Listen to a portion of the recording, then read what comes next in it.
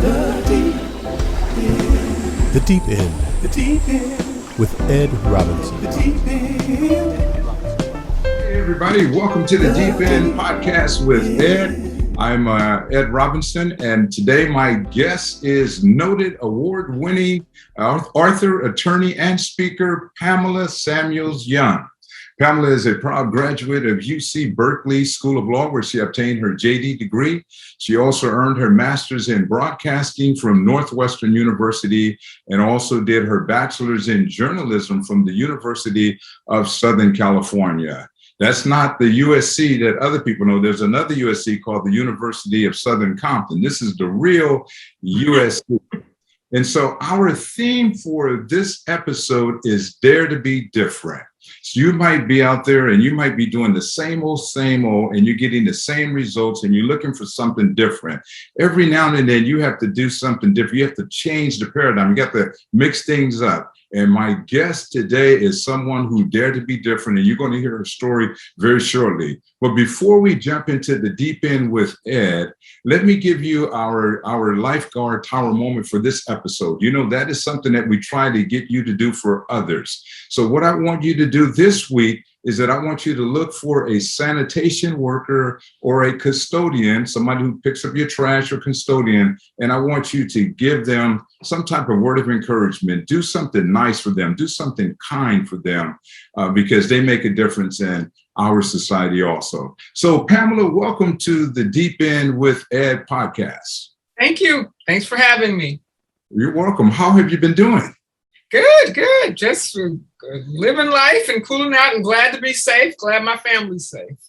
Excellent. You know, before we jump into all of your notable accomplishments, please tell us where did your story begin? That's hard. It begins in Compton, where I grew up, and that's a big part of who I am. That's, you know, my parents who've been married for, I'm 63, so that's 5. So they've been married for 68 years. They still live in Compton. I will be, as soon as we finish this call, I'm going to go over there Sunday afternoons. I always hang out with them because they're a riot. Okay. And they look forward to it. My dad loves documentaries. So last week it was Muhammad Ali. And this week I found one on James Brown. So. Okay. Now, what do you mean your parents are a riot? They're funny. They're hilarious. Because, you know, they'll be 90 in January, and I'm planning to have a celebration for them. And a lot of times they forget stuff or do something. And so my daddy will say, well, you know, your mama, she losing it. And my mother will say, you know, your daddy, he losing it. And sometimes, and so to keep them both in track, if my mama's doing something he doesn't like, I just say, remember, Daddy, she's losing it, right? Remember. And so the last time I did that, she walked up behind me and hit me in the head. She said, I saw you do that. I'm not losing it. So that's what I mean with their riot. You've done many things, but how would you describe your childhood growing up? You know what? I didn't know it, but it was pretty idyllic. You know, you think, I grew up in Compton, and you think you go out into this really big world, and you think, wow, I'm from Compton, and I didn't have this, and I didn't have that. And you meet all kind of people who, they might have had a lot more money, but they grew up in a dysfunctional family. Or I remember being in at SC and talking to a white classmate, and my parents, I left USC with no loans. And my parents, you know, I had scholarships and grants and plus what my parents did. And I remember this person, their parents were really well off, and they were on their own for college. So we grew up with all these kind of perceptions about what is and what is not. I had a car in high school.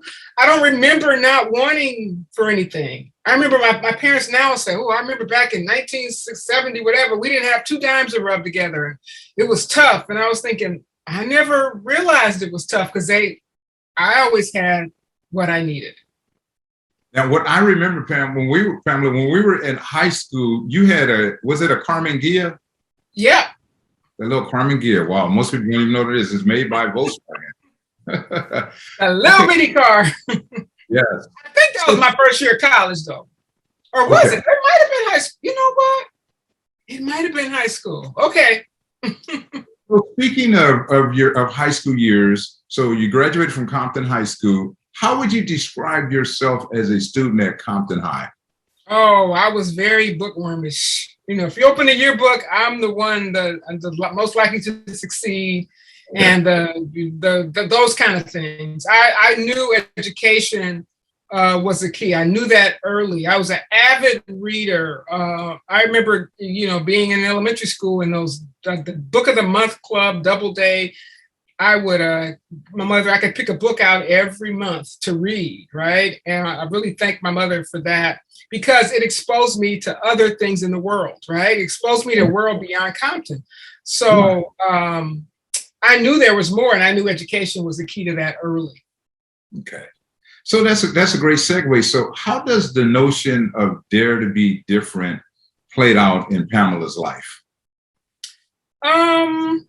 Especially growing up in Compton. I think that while I was sometimes afraid and intimidated by something, I still pushed past it.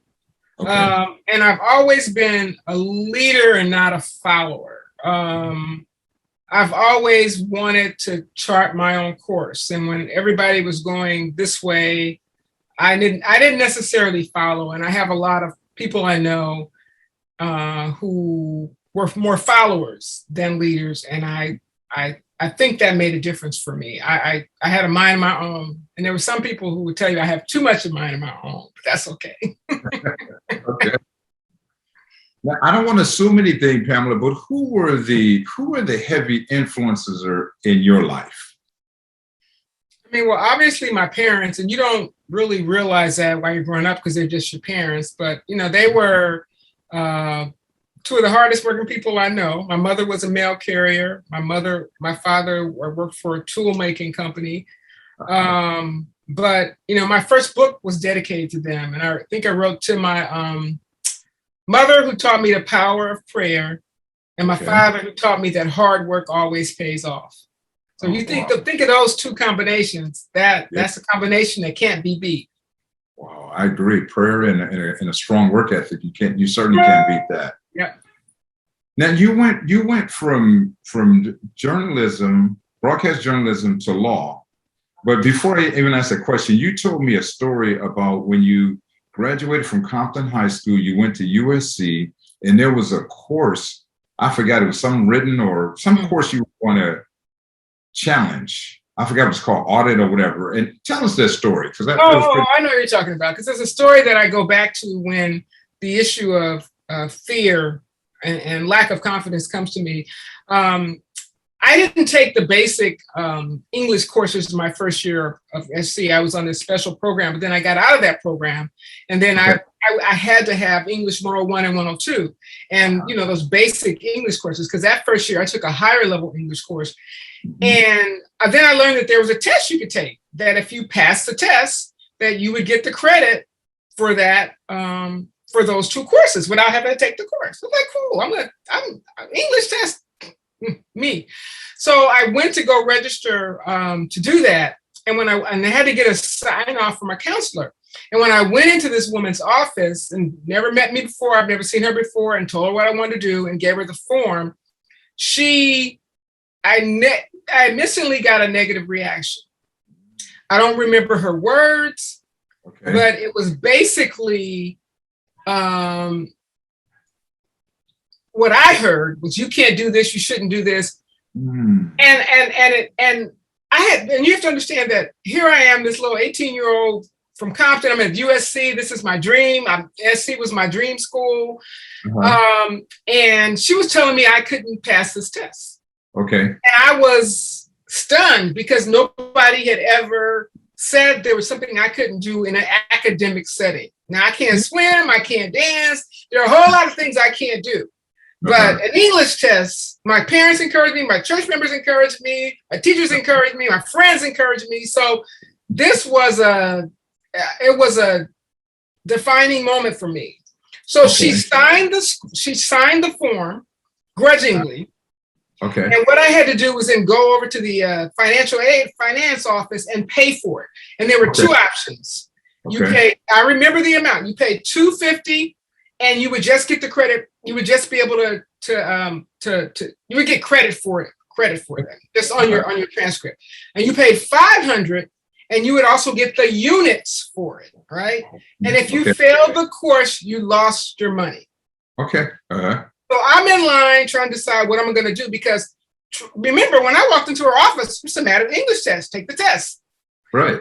When I met her with that negativity, with that "you can't" that she put in my head, I was now afraid that I was going to lose either 250 or, God forbid, 500. Right.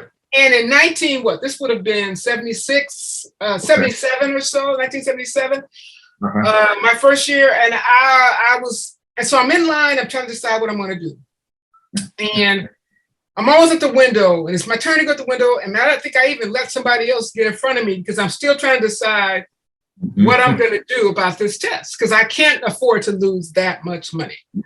Right. By the time I got to the window, I decided I'm going to take the test, but I'm going to take the cheaper option. So if I pass it, I get the credit. I don't get the unit credit, but at least I can continue to take the higher level courses. But if I fail it, at least I've only lost 250, not 500. Okay. And this was pre-internet, so it wasn't like I could just go get my test results. I took the course. The test. I don't know how much later, but then you get your results. I think it was more than a couple of weeks. And I got the results in the mail, and I'm nervously opening the envelope. And when I opened the envelope, I, of course, now I say pass the test. But I was so angry with myself for letting this woman who didn't know me tell me I can do something and convince me in a short period of time, or put the fear of God in me that I could not do this. And I remembered that lesson going forward every time I got scared. When I was trying to get a book deal and I got rejected. When I had my first court appearance and I was nervous. When I had my first deposition and the opposing counsel was raking me over the coals and I was scared to death. I remember that experience, and it's something that I latch on to even today to push past my fears and insecurities. Okay, thank you for being vulnerable and sharing that with us, Pamela. So when you look at that seminal moment, what was the key takeaway for you? Not to let anybody tell you that you can do something that you can't do, to believe in yourself. It was an English test. If it had been a calculus test, you might have been right. But an English test, I'm an avid reader. I love English. That's my subject. I'm a writer. I didn't know I was going to be a writer. It's don't believe in yourself when other people don't. That's the most important time for you to believe in yourself. Okay. Now, Pamela, I know your backstory. I know you way back. So you went, as I was saying earlier, you went from broadcast journalism, and then you went into law. What happened? What made you do that, if I may ask? And that's another foundation of insecurity, because when I finished undergrad at USC, I thought about law school for like a split second. But I was a journalism major. I loved that. I wanted to be the next, Woodward and Bernstein or whatever that was going to be. But law was such a big thing. I didn't know any lawyers. There were no lawyers in our family. That had to be hard. So I dismissed that and said, let's go this course. Let's go for course. And it was while I was working in television news. It was just one of those days when it was just a bad day in the newsroom. And the whole year before that, I had been thinking about law school, because I was just suffering from burnout in the TV newsroom. You come in every day. I worked in the evening shift. Come in at 3, right for the 5, 6, 11 o'clock newscast, under the gun every day. Then you take a lunch break for dinner around 7, and you write for the 11 o'clock newscast. And it's like boom, boom, boom. Well, good thing for a writer, because it trained me to be able to write fast and think on my feet. But it was, it's a great job for somebody in their late 20s. But I was getting bored with it and tired of it. And I had a bad day in the newsroom.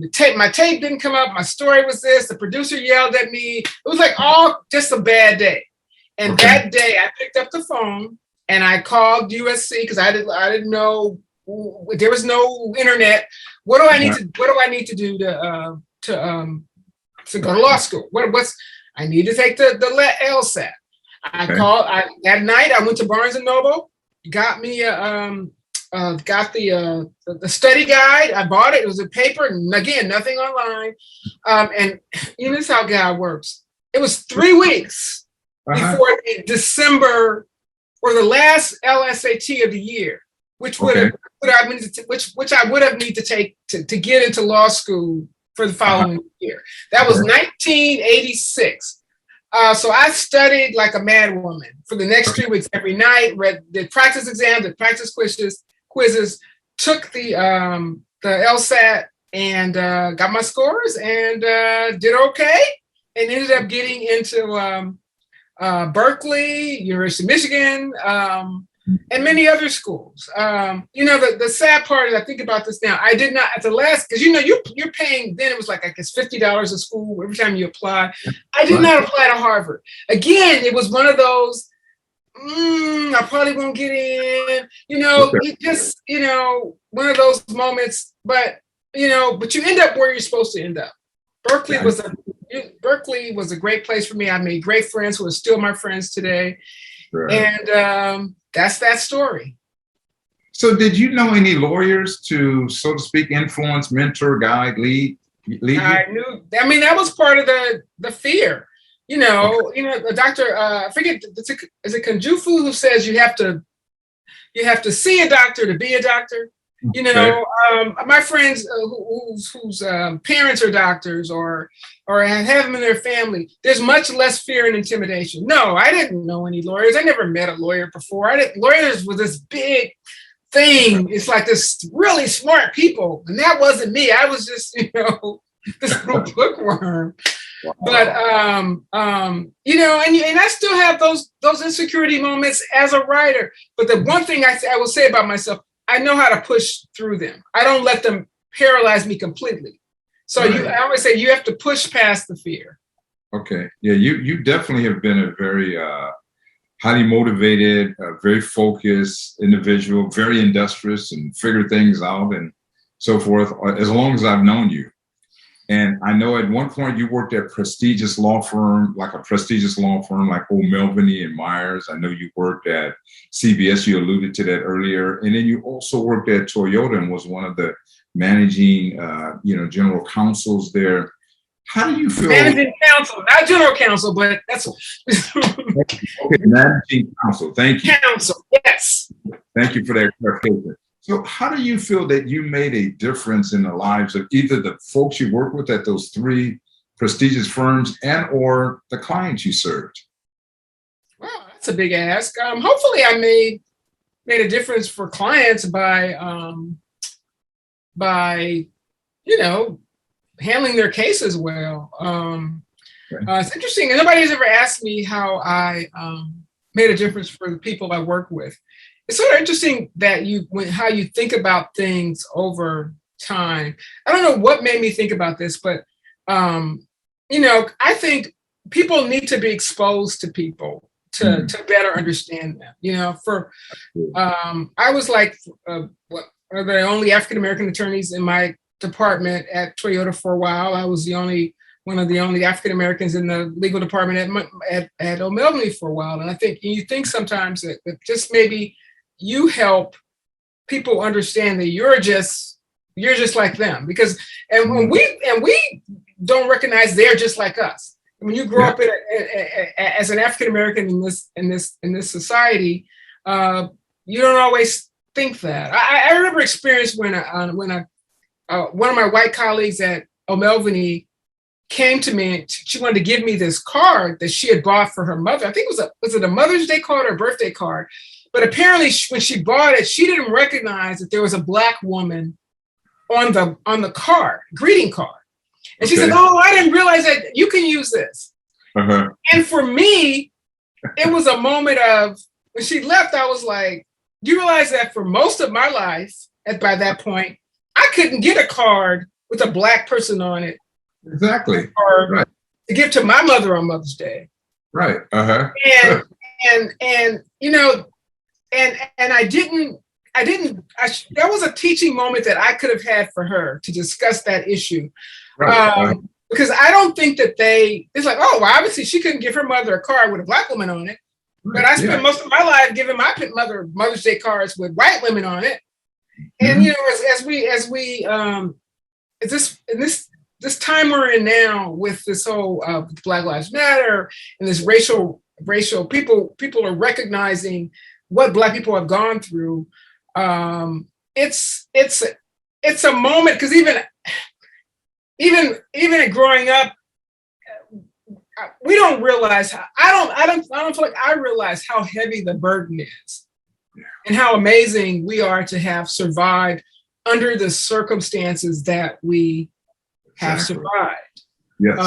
We don't give ourselves enough credit for that.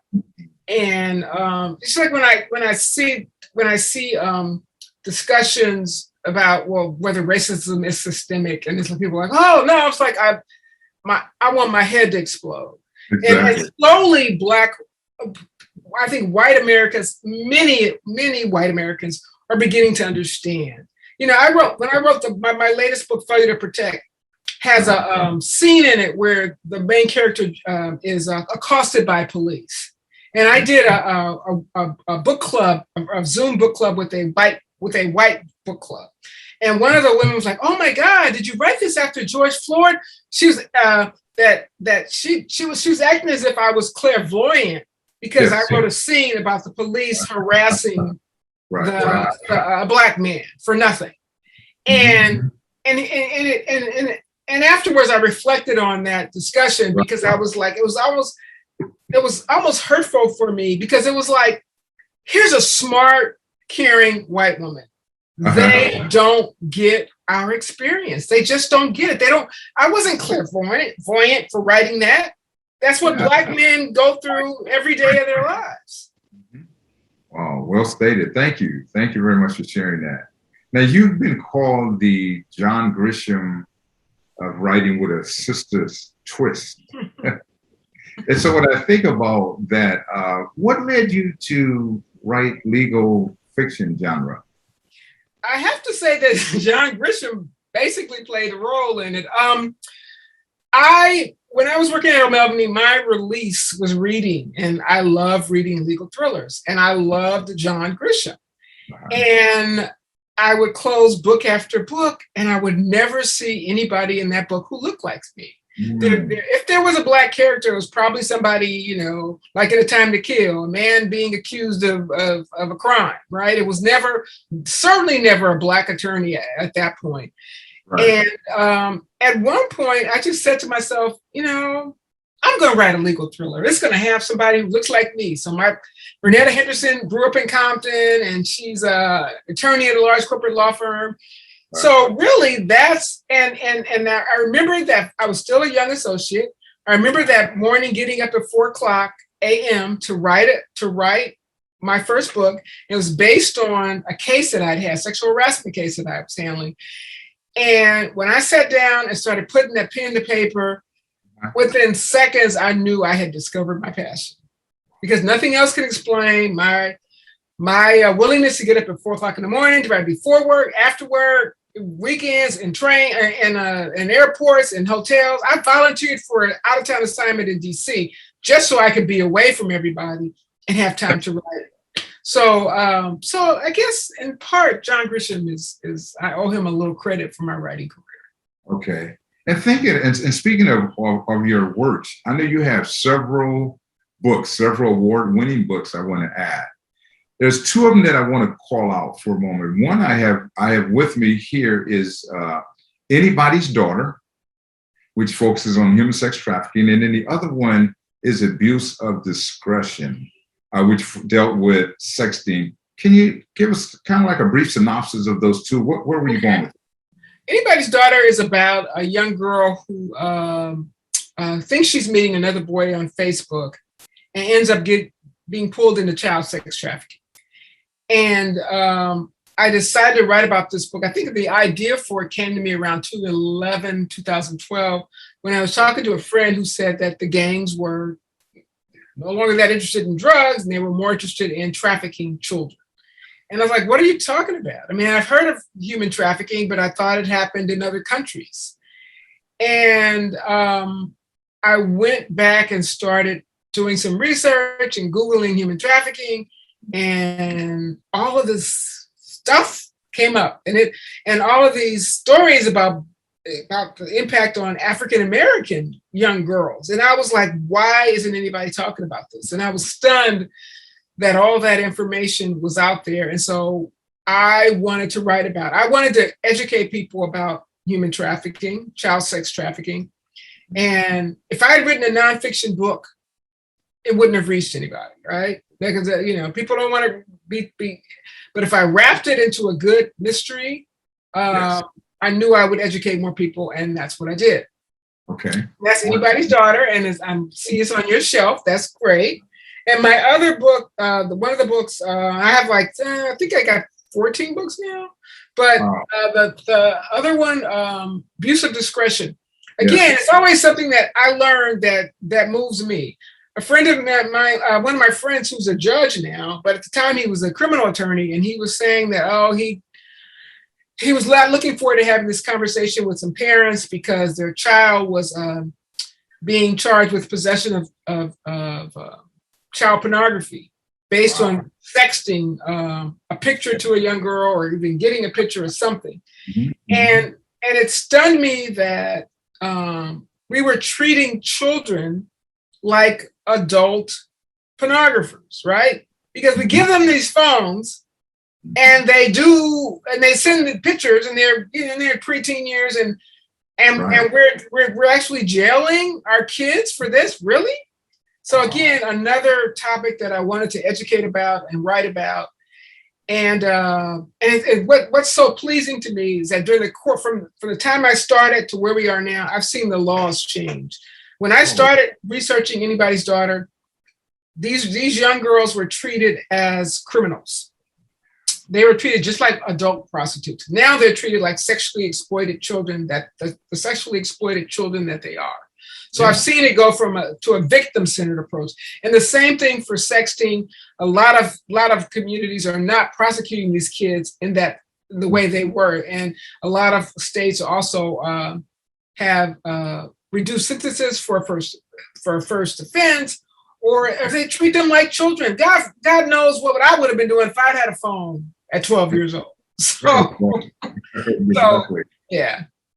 Well, let me just tell you, let me go back to the first book, Anybody's Daughter. That just opened up everything for your boy, Ed, because it educated me. And then I used my former role as a pastor, as a bully pulpit, to share and to disseminate it. And you came a few times and did some workshops for us, and parents to this day are still talking about it. There are two people I want to give a shout out. One is Mother Mary Roberts. Mother Mary Roberts is the young 94-year-old woman who's read all 15 or 16 of your books. And then there's my brother-in-law, Cedric Carter, whom you've never met. He's read Anybody's Daughter twice. So when I'm into individuals and they know of a situation that it might have something to do with human sex trafficking, I'm introducing them to the book, especially the male folks, just to encourage them to get involved with that. So I just wanted to let you know that. And then when the one on abuse of discretion, the sexting, I had no idea that our babies were being charged in that particular manner. And once again, we had you to come and do a workshop, you did that, and people really appreciate it. So I just want to let you know that Pamela does a whole lot of work. She doesn't say it, but I'm gonna say it. And you really helped a lot of people. And so I'm very grateful for that.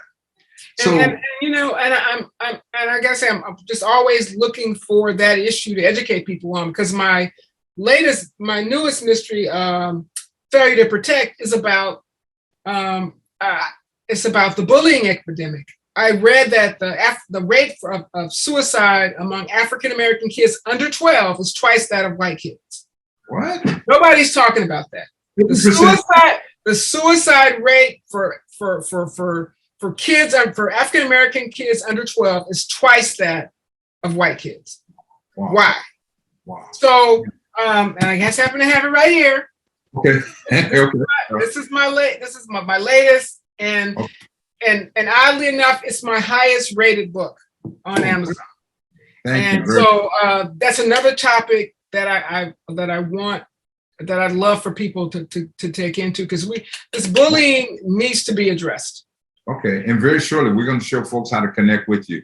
So Pamela, you went from broadcast journalism, you went to law, to the legal field, you went to Arthur, and now I heard that you're taking a storytelling class. Tell me about that. You know,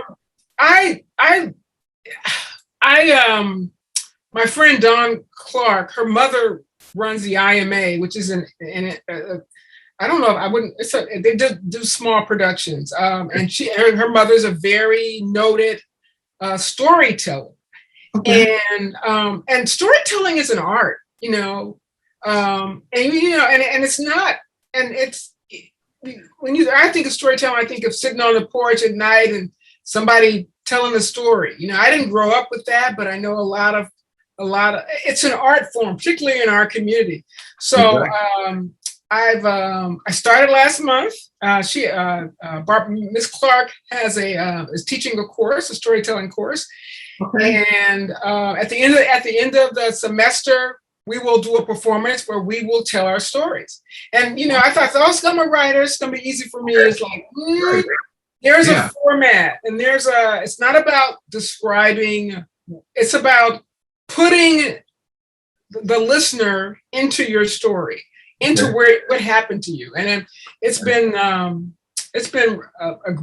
major learning experience, and I can't wait. I have to tell you about my performance. Hopefully I can tape it when I have my first performance, and I'll send you an audio tape. I mean, a videotape. So it sounds like it was revelatory, this class you're taking. It is, because it's obviously, as a speaker, as a writer, I want to be able to tell good stories, and there's a process, there's a format, there's an art form, and I'm learning it from one of the best. Good. Now, what are some other projects that you're working on? I'm actually really excited because I'm working on a book with Dwayne Alexander Smith, who wrote 40 Acres. Oh, yeah. It's a detective series about a black and white, a black female, black male detective. And they're charged to investigate the same case of a missing person, right? There's a lot of conflict between them. So we have an outline, but he writes a chapter, sends it to me. I feed off it, write the next chapter. And so I think we're about chapter 43 or so into, I think it's 55 chapters altogether. So we're almost done. Okay. It's been fun writing that way. I'm also working on another murder mystery. Okay. And that's those two things are keeping me kind of busy. Okay. I just got to ask. I'm really honored to be part of this book called where 100 authors talk about what they wish they had known when they first started writing. And to be one of those 100 authors, I mean, because there are New York Times bestselling authors among the list, and I was like, oh my God, that's kind of nice. So, matter of fact, I'm going to spend tomorrow working on my essay for that book. Okay. Now, when will your new work be out? Because I know people are already anticipating. My birthday's in March. My plan is that's my date. I was looking at December, but I have not been as diligent as I should have been. As a matter of fact, I spent a couple weeks ago, I spent a few days in Palm Springs, hunkered down, writing with a girlfriend of mine who's also a writer. She has a place there. We go there and get away. And I think I'm going to try to find another getaway. Even though I spent, a lot of money decorating my office and making it all inspirational, sometimes you just need another venue to write in. Okay. Now, before we land the plane, Pamela, what coachable moment, what tips would you give to someone who may be watching this or listening to this in the audio format? What would you say to them about daring to be different where they are? One, you have to push past fear and rejection, because everybody is told they're not good enough, and so have enough confidence in yourself and there'll be times when you want to lick your wounds. And I certainly licked my wounds. I remember that when I was getting all those rejection letters and thinking I was never going to be a published author, but you have to lick your wounds and then, keep going. I like to say, I know how to get back up after a fall. That is probably one of my best traits. The other thing is to study your craft. I know a lot of people who want to write or who want to do this, that, and the other, and they just go do it. They think they know everything about it, instead of studying people who've done it before. I actually took John Grisham's The Firm. My light bulb moment as a writer was when I took that book and I took it apart. I outlined it. I took it chapter by chapter by chapter, and I looked at that outline, and I was able to instantly see how he put that mystery together. And that was, I took a lot of courses, I did a lot of things, but I studied the art of writing and learning how to tell a mystery. And I think a lot of times people don't want to put in the hard work that comes along with, being a success at anything. Right. Okay. Thank you for sharing those words of wisdom.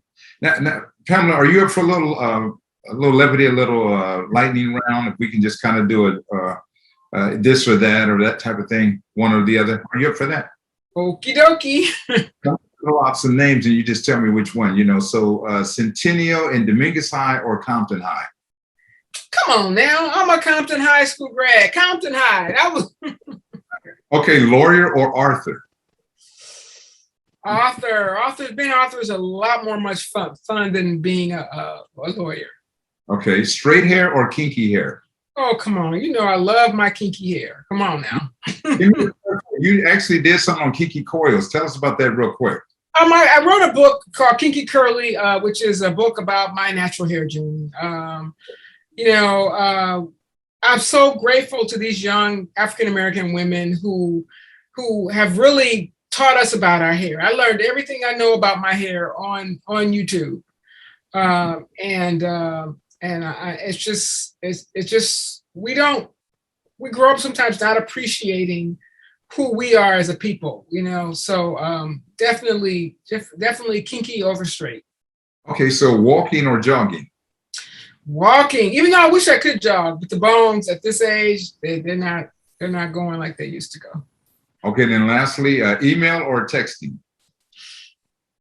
I'm long-winded, so I like email, but I'm bad about responding to email. So texting, if you want a response from me, text me. All right. Okay.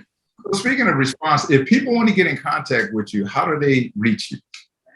Visit my website at PamelaSamuelsYoung.com. There's a text box, there's a box there. You can email me, or send an email to me via my website.